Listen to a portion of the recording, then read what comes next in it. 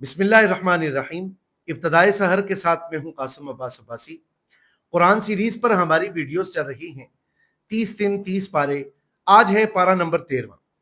अल्लाह रब्बुल आलमीन की कुदरत की निशानियां इस 13वें पारे के अंदर बयान की गई हैं कि रब्बुल आलमीन की कुदरत की क्या क्या निशानियां हैं। और इसके साथ साथ जो दूसरी चीज बयान की गई है वो है हक और बातिल की मिसालें। आप जिस तरह जानते हैं कि इस वक्त के जो हालात चल रहे हैं, पाकिस्तान और अफगानिस्तान, ईरान के साथ अमेरिका और इसराइल का जो मामलात चल रहे हैं, ये सारी निशानियां हम इसको कह सकते हैं कि ये हक और बातिल की निशानियां हैं। और इस पर हमारा क्या मौकफ है इंशाअल्लाह आपको आगे वीडियोस के अंदर हम बताएंगे। फिर इसके साथ साथ इस सपारे के अंदर जो अल्लाह रब्बुल आलमीन ने बयान किया है वो दिलों का इत्मीनान है कि लोग बेचैन होते हैं, परेशान होते हैं, नींदें नहीं आ रही हैं, लोग जो है वो नींद की गोलियां खाते हैं, एंजाइटी के अंदर हैं, डिप्रेशन के अंदर है। इन सारी चीजों से बंदा किस तरह निकलेगा, इसके लिए अल्लाह रब्बुल आलमीन ने क्या अहकामात बयान किए हैं, रसूल पाक सल्लल्लाहु अलैहि वसल्लम ने इसके मुताल्लिक अहदीस मुबारका के अंदर क्या बताया है, वो भी इंशाअल्लाह आगे चलकर आपके सामने बयान करेंगे। और सबसे आखिरी जो चीज इस पारे के अंदर बयान की गई है वो रसूलों की तकजीब है कि रसूलों को किस तरह जुटलाया गया है, रसूलों को किस तरह कत्ल किया गया है, रसूलों की जो शरीयत है उसे पसे पुष्ट किस तरह डाला गया है। तो आए चलते हैं इस सपारे के खुलासे के अंदर। सबसे पहले यह है कि अल्लाह की कुदरत की निशानियां।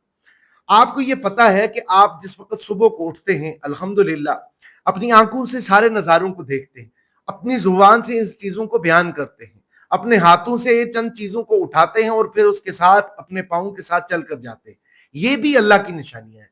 इसके अलावा जिस वक्त आप जमीन के ऊपर चलते हैं, जमीन के साथ आसमान की तरफ आपकी निगाह पड़ती है, आसमान के ऊपर लगा सूरज जो सुबह आता है और शाम को गुरूब होता है, शाम को चांद आता है, सुबह के वक्त फिर सूरज को लेकर आता है। हवाओं और फिजाओं का जो निजाम है ये सारा का सारा अल्लाह रब्बुल आलमीन की कुदरत की निशानियां हैं। और अल्लाह रब्बुल आलमीन ने इसको कुरान हकीम में मुतअद्दिद जगह इरशाद फरमाया है कि ये मेरी निशानियां हैं लअल्लकुम तत्तकून, ताकि तुम तकवा इख्तियार करो।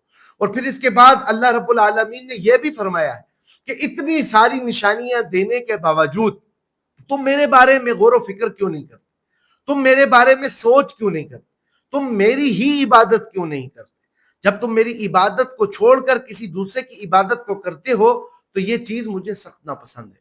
ये सारी वो चीजें हैं जो अल्लाह रब्बुल आलमीन ने हमें अता की है। अब यहां पर इंसाफ तो ये है कि जो चीज अल्लाह ने हमें अता की हो उस पर सबसे ज्यादा अल्लाह ही का हक। यही हमारा अकीदा है कि जिस वक्त आपको हर एक चीज अल्लाह ने अता की है तो आप अल्लाह की शुक्रगुजार बंदे बने। तो शुक्रगुजार जिस वक्त हम बन जाएंगे तो यकीनन अल्लाह रब्बुल आलमीन हमसे राजी हो जाएंगे। इसके साथ साथ जो दूसरी चीज है वो है हक और बातिल की मिसालें। अल्लाह रब्बुल आलमीन का कुरान भरा पड़ा हुआ है। हक को पहचानने के चंद जाब्ते अल्लाह ने बयान किए हैं, चंद असूल बयान किए। अगर हम उन जाब्तों की तरफ निकल पड़े, अगर हम उन जाब्तों को तो देखें तो यकीनन हम हक की राह को कभी नहीं छोड़ सकते। लेकिन होता यह है कि अक्सरियत जो है वो बातिल की तरफ डगमगा जाती है, बातिल की तरफ चली जाती है, वो बातिल के कसीदों को पढ़ने लग जाते हैं। इससे अल्लाह रब्बुल आलमीन ने हमें क्या किया है, मना फरमाया। देखिए मुसलमानों की इतनी बड़ी आबादी है, जिस तरह इस वक्त हमारी पाक फौज है वो अफगानिस्तान के अंदर जिहाद कर रही है। और बाज लोग ऐसे हैं वो कहते हैं कि मुसलमानों ही के खिलाफ क्यों जिहाद कर रहे हैं। आपने अहले खवारिज का नहीं देखा। हजूर पाक सल्लल्लाहु अलैहि वसल्लम के दौर के बाद हजरत सिद्दीक अकबर रज़ी अल्लाह तआला अन्हु ने जंग यमामा की, और जंग यमामा उनके खिलाफ की जो सिर्फ मुनकरीन ज़कात थे, बाकी वो सारी चीजें मान रहे थे लेकिन ज़कात के मुनकर थे। उस वक्त सहाबा ने उनके खिलाफ जंग की। तो ये असूल हमारे सामने नहीं होगा। असूल हमारे सामने ये है कि जो जालिम होगा, जो जुल्म करने वाला होगा, उसके खिलाफ खड़ा होना जिहाद, उसके उस जुल्म को रोकना जिहाद है, उसको पसपा करना जिहाद है। तो अल्हम्दुलिल्लाह हमारी पाक फौज वो ये काम कर रही है। पाक फौज इस वक्त सरहदों पर खड़ी है। पाक फौज उन निहत्ते लोगों को नहीं मारती। ये नहीं है कि रागीर चल रहे होते हैं और पाक फौज उनको मार देती है, ना ना। पाक फौज इस वक्त जिन लोगों को मार रही है वो भी अपने हाथ में क्लाशनकोव लिए खड़े हैं, उनके हाथ पे भी जदीद असला है, उनके साथ कई ऐसे ममालिक शामिल हैं जो पाकिस्तान को क्या करना चाहते हैं, पसवा करना चाहते हैं। तो मेरे भाइयों, हक को पहचानना है, हक के साथ चलना है, अपनी फौज के खिलाफ नहीं निकलना। اپنے فوج کے خلاف بولنا نہیں ہے.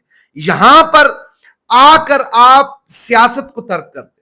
آپ یہ نہیں کہیں گے کہ آپ کا فلاں حکمران تھا، اس نے یہ کہا یہ کہا یہ کہا. اور آج کل چند لوگ یہ کرتے ہیں. اور جس وقت ایسے حالات کے اندر آپ اپنی فوج کے خلاف باتیں کریں گے، وہ جو بارڈروں پر کھڑے ہیں، وہ جو راتوں کو پہرا دے رہے ہیں، اور اس کے ساتھ آپ یہ چیز یاد رکھیں کہ ان کا ایک رات وہاں پر کھڑا ہونا اس وقت، اس جہاد کی کیفیت کے اندر، اس گولہ باری کی کیفیت کے اندر، رسول پاک صلی اللہ علیہ وسلم کے حدیث مبارکہ ہے کہ جو آدمی جہاد کی غرض سے بارڈر پر کھڑا ہوتا ہے، اس کی ایک رات دنیا و ما فیہا، یہاں علماء کرام بھی ہے، یہاں محدثین کرام بھی ہے، یہاں فقہاء کرام بھی ہے، یہاں اللہ کا قرآن بھی ہے، اس کائنات کے اندر سب کچھ ہے. اللہ کے رسول نے فرمایا دنیا و ما فیہا سے بہتر اس کی ایک رات. ہم اس کی ایک رات کا تدارک نہیں کر سکتے، اس کی جو فضیلت ہے وہ ہم بیان نہیں کر سکتے. تو لہٰذا اپنی پاک فوج کے شانہ بشانہ رہیں اور حق کو پہچانے. اس کے ساتھ جو تیسری چیز ہے وہ دلوں کا اطمینان ہے. آپ نے دیکھا ہوگا اکثر لوگ انزائٹی کا شکار ہیں، اکثر لوگ ڈپریشن کا شکار ہیں، اکثر لوگ بے چینی کا شکار ہیں. سکون گھروں کے اندر نہیں ہے. لوگ سکون تلاش کرنے کے لیے ہوٹلوں کی رخ کرتے ہیں. دلوں کا سکون تلاش کرنے کے لیے پھر طرح طرح کی جگہوں پر جایا جاتا ہے. حالانکہ اللہ کا رب العالمین کا قرآن واضح طور پر ارشاد فرماتا ہے الا بذکر اللہ تطمئن القلوب، خبردار ہم نے دلوں کا اطمینان صرف اور صرف اپنے ذکر کی طرف رکھا ہے. آپ صرف ایک بار پلٹ کر آئیں، آپ صرف اس چیز کو آ کر سوچیں کہ اللہ رب العالمین نے میرے لیے کیا کیا چیزیں رکھی ہیں. اگر میں ان چیزوں پر عمل کر دیتا ہوں تو یقیناً میں اللہ رب العالمین کے قریب ہو جاؤں گا اور اللہ تمام پریشانی کو دور فرما دیں گے. اور آخری جو چیز ہے وہ رسولوں کی تکذیب ہے. دیکھیں سابقہ جو امتیں تھیں انہوں نے وقت کے نبی کی بات کو جھٹلایا، وقت کے نبی کو انہوں نے جھوٹا قرار دیا، وقت کے نبی کی باتوں کو نہیں مانا. پھر بعض ایسے بھی تھے جنہوں نے ان کو قتل بھی کیا، بعض ایسے بھی تھے جنہوں نے انہیں زد و کوب بھی کیا، بعض ایسے بھی تھے جنہوں نے انہیں بار بار مارا. تو یہ رسولوں کی تکذیب اللہ رب العالمین کو ناپسند ہے، کیونکہ رسول وہ ہے جو چنیدہ ہے. رب العالمین رسولوں کا انتخاب خود فرماتے ہیں. تو اگر رسولوں کی ہم تکذیب کی بات کریں گے تو ہم پسپا ہوں گے. تو یہ صرف تکذیب یہ نہیں ہے کہ ان کو جسمانی طور پر ایذا تھا، بلکہ جس طرح آج رسول پاک صلی اللہ علیہ وسلم کی شریعت مجھ اور آپ پر کھلی پڑی ہوئی ہے. اللہ کے رسول صلی اللہ علیہ وسلم کی ایک ایک چیز واضح ہے. اگر اس کے باوجود میں اس پر عمل نہیں کرتا تو اس کا یہ مطلب ہے میں رسول پاک صلی اللہ علیہ وسلم کی تکذیب کرتا ہوں.